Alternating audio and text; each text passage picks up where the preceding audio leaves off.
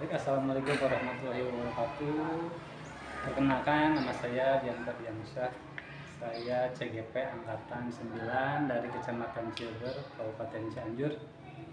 Pada hari ini saya akan mewawancara Kepala Sekolah SDN Mayak 4, Ibu Dewi Nurhasriani. Selamat pagi, Ibu. Ya, Selama Ibu menjadi kepala sekolah di SD ini, pasti Ibu pernah mengalami dilema etika dalam pengambilan keputusan. Bisa Ibu ceritakan contohnya, misalkan Ibu dalam pengambilan keputusan ada terjadi dilema etika. baik, sebelumnya saya ucapkan terima kasih atas kehadirannya Bapak Dian di SD kami.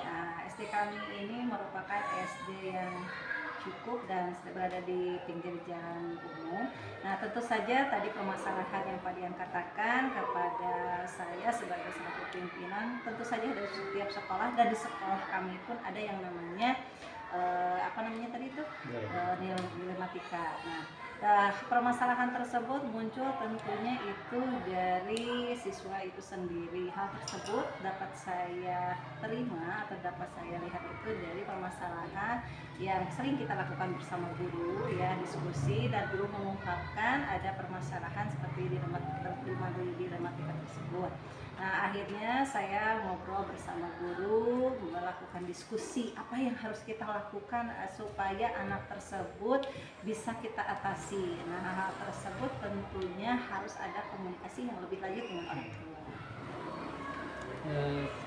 Selama ini bagaimana Ibu menjalankan pengambilan keputusan jika ada kedua kepentingan yang sama-sama benar atau sama-sama mengandung nilai kebajikan? Iya. Nah, tentunya hal tersebut sesuatu keputusan yang dilematis, ya Pak, ya. Nah, tentunya saya sebagai seorang pimpinan tentunya harus bijaksana memandang setiap kasus itu tersebut.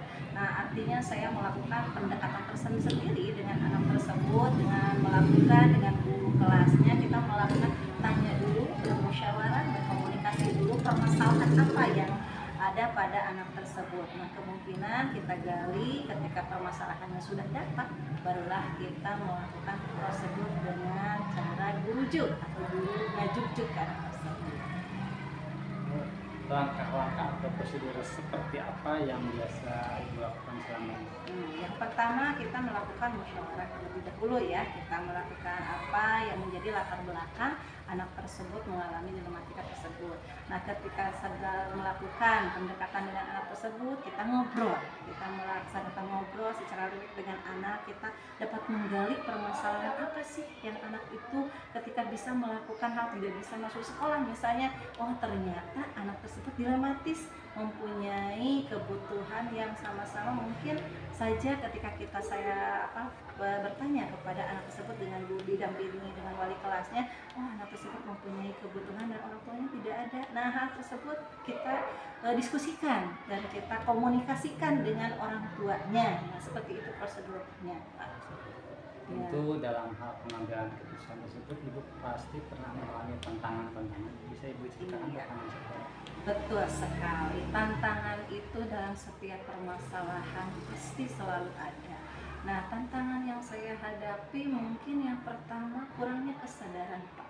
Kesadaran baik itu dari anak itu sendiri, bahkan mungkin orang tua itu sendiri, parenting orang tua itu sendiri kurang memahami kesadaran akan pentingnya sekolah, gitu ya. Tetapi ketika kami sudah melakukan yang namanya komunikasi secara lebih lanjut dengan memanggil orang tuanya, kita berkomunikasi dengan anaknya pun seperti itu, dan alhamdulillah Pak, orang tua tersebut bisa memahami, gitu. Akhirnya ada perubahan, gitu. Ada perubahan ketika biasanya itu jarang masuk, alhamdulillah Pak, sekarang sudah normal seperti biasa. Ya, Dalam penyelesaian masalah tersebut, Ibu apakah mempunyai tata cara atau jadwal-jadwal tertentu dalam mengatasi masalah tersebut? Iya. Nah, kalau kaitan seperti kasus yang barusan, gitu ya, itu kan perseorangan, ya Pak, ya. tidak secara klasikal. Nah, gitu ya. Jadi kalau jadwal tertentu mungkin secara klasikal kita biasanya ada kegiatan, kita punya slogan Pak. Di Mayak 4 itu ada yang jargon gitulah istilahnya, memikat hati. Nah, memikat hati ini seolah dari jargon ini bukan hanya untuk memikat. Kalau memikat identiknya dengan menarik. Di sini kita punya kepanjangan Pak. Jadi mandiri, inovatif, kreatif, kemudian agamis, terampil untuk meraih prestasi. Nah, penekanannya di agamisnya. Ketika seseorang sudah kita biasakan habitnya, pendidikan karakternya, insya Allah Pak, setiap permasalahan yang kita lakukan bisa berjalan sebagaimana mestinya dengan baik dan berakhir dengan baik. Seperti itu ya. Mungkin dalam ibu pengambilan keputusan mungkin ada seseorang atau orang-orang yang ada di lingkungan itu yang mempermudah itu dalam pengambilan keputusan. Iya, betul sekali. Tentunya saya di sekolah tidak bekerja sendiri ya Pak ya. Kita sering melibatkan dengan guru tersebut, stakeholder yang ada di lingkungan sekolah kita ya Pak. Komite, kita kan sering berkomunikasi dengan komite selalu datang ke sekolah kita membicarakan permasalahan-permasalahan karena komite itu kepanjangan ya Pak ya dari orang tua itu sendiri, kita diskusikan. Nah, alhamdulillah Pak, kita semuanya berjalan dengan rutin gitu, komunikasi dengan guru, ya baik itu di sedang istirahat ataupun sedang rapat, kita selalu sharing dengan guru permasalahan-permasalahan yang ada di kelas masing-masing ataupun kita komunikasikan dengan komite. Jadi kita bersinergi antara sekolah dengan stakeholder yang ada di sekolah kita. Dari semua hal yang ibu utarakan, pembelajaran apa yang bisa dipetik dari pengambilan keputusan yang tentunya banyak pembelajaran yang kita petik gitu ya Pak. Ternyata ketika kita dalam memutuskan suatu misalnya kasus itu ada beberapa pertimbangan yang harus kita tidak boleh otoriter. Istilahnya kita harus mendalami dulu berbagai setiap kasus. Jadi ada hal yang kebermanfaatannya untuk semuanya, baik itu untuk sekolah, baik itu untuk lingkungan yang ada di sekolah. Baik Ibu, terima kasih atas waktunya. Sangat menginspirasi sekali. Baik, untuk sesi wawancara ini cukupkan sekian. Assalamualaikum warahmatullahi wabarakatuh. Assalamualaikum warahmatullahi wabarakatuh. Perkenalkan, nama saya Dian Ferdiansyah. Saya CGP Angkatan 9 dari Kecamatan Cileber, Kabupaten Cianjur. Pada kesempatan kali ini saya akan mewawancarai Kepala Sekolah SDN Cileber 2. Beliau adalah Bapak Nedi Sandil, SPD, MMPD. Selain menjabat sebagai Kepala Sekolah, beliau juga menjabat sebagai Ketua PGRI Kecamatan Cileber. Juga beliau menjabat sebagai Ketua Koperasi di Kecamatan Cileber. Selamat pagi Bapak. Pagi Pak.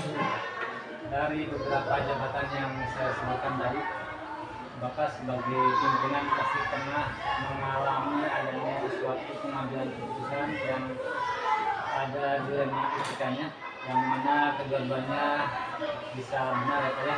Mungkin Bapak bisa sharing atau menceritakan tentang pengalaman. Terima kasih Pak Dian. Assalamualaikum warahmatullahi wabarakatuh. Tentunya pertama terima kasih ya untuk pelajaran yang mengenai kami ya katakan sebagai narasumber yang memang sebetulnya tidak layak ya, belum layak untuk narasumber. Betul Pak Dian, ketika kita selaku pimpinan menjabat beberapa pimpinan organisasi kerap kali menemukan polemik di dalam melaksanakan pekerjaan kita.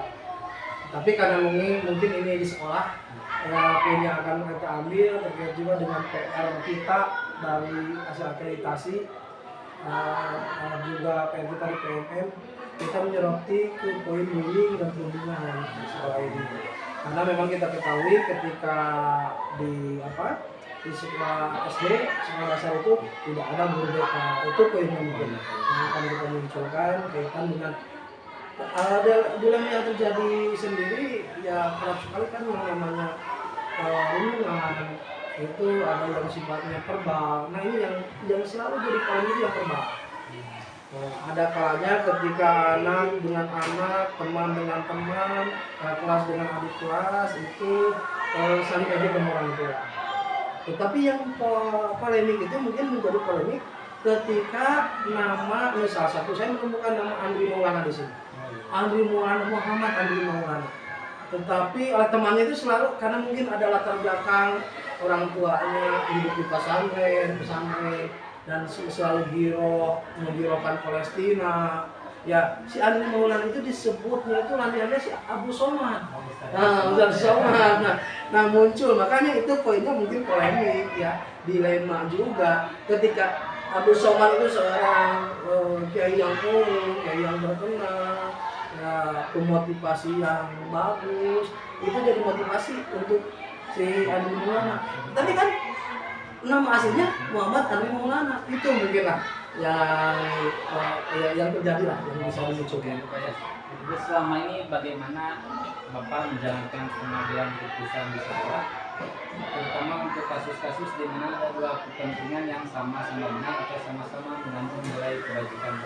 Nah itu yang tadi, mengandung nilai kebajikan, sama-sama benar, tapi poinnya salah ketika Andri Maulana kan menerima secara pribadi disebut Abu Somad. Kenapa mudah-mudahan saya jadi Abu Somad kan gitu. Nah gitu. Tetapi nama aslinya kan Andri Maulana, Muhammad Andri Maulana. Ya tentunya tadi kan poinnya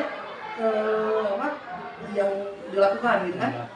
Yang dilakukan ya kita tentunya menugaskan kepada guru kelas selaku pembimbing, dan mungkin juga kita selain itu sesuai dengan tugas kedinasan di sekolah dasar pun harus ada tim PPK, ya, tim pencegahan tindak perundungan dan tindak kekerasan. Itu mungkin bagian. Hal apa saja yang selama ini Bapak anggap efektif dalam pengambilan keputusan pada kasus-kasus di rumah kita? Ya itu, kita membuat surat tugas khusus ketika terutama ketika tadi subjeknya adalah Muhammad Andri Maulana yang disebut dengan Abu Somad dan rekan-rekan. Kita menugaskan secara khusus ke tim PPK tersebut dengan menjalin komunikasi juga dengan orang tua. Nah, ya, itu dirasa dengan adanya selaku kepala sekolah membuat SK PPPK tersebut itu sangat efektif untuk menyelesaikan masalah tersebut. Akhirnya teman-temannya 3 hari kemudian yang tadi nyebut Somad ya hilang lah. Akhirnya kembali namanya jadi Andri.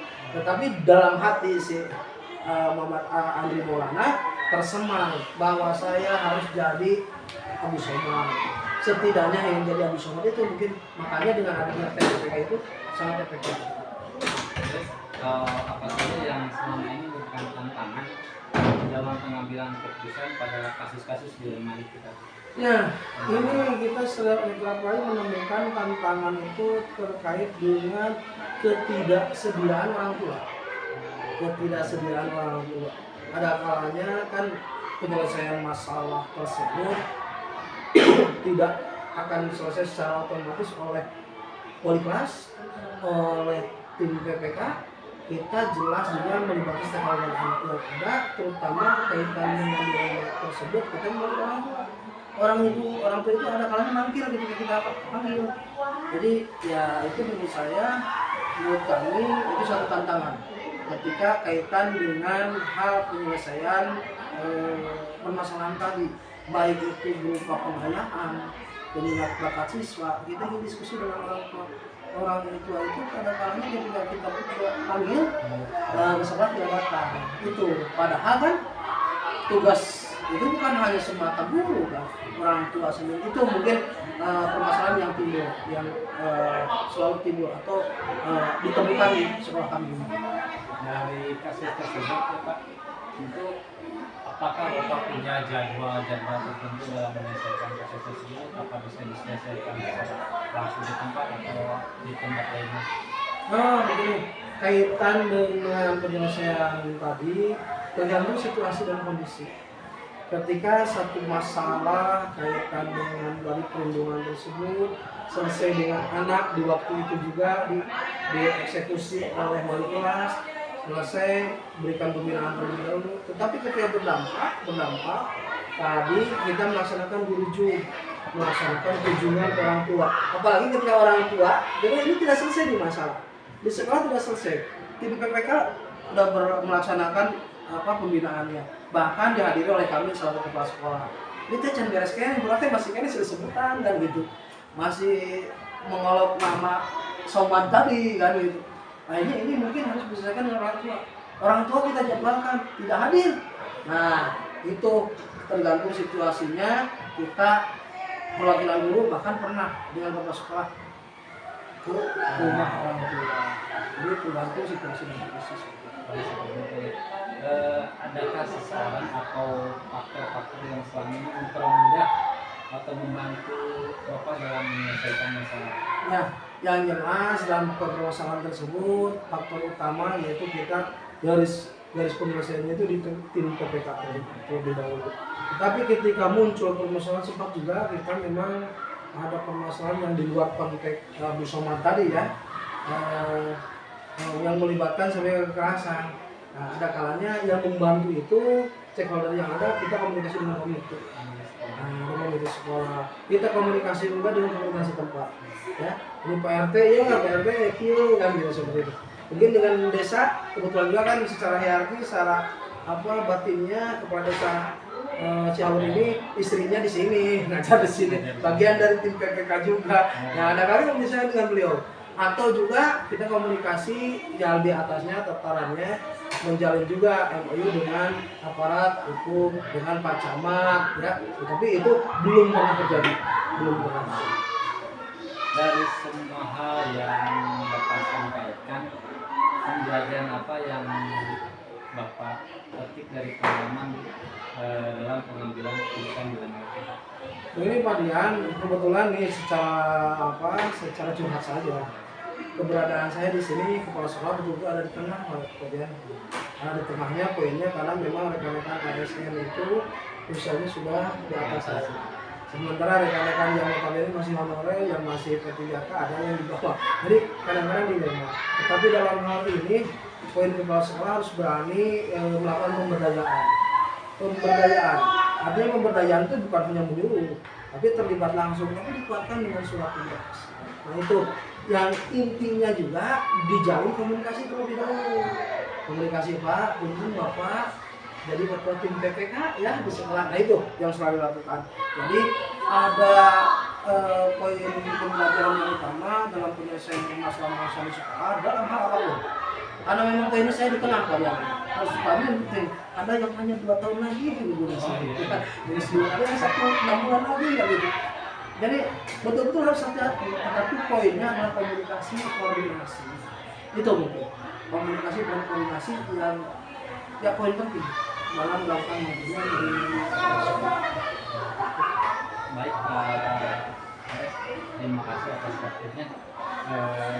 Mungkin itu saja ya pertanyaan atau wawancara kita akhiri. Assalamualaikum warahmatullahi wabarakatuh. Assalamualaikum warahmatullahi wabarakatuh.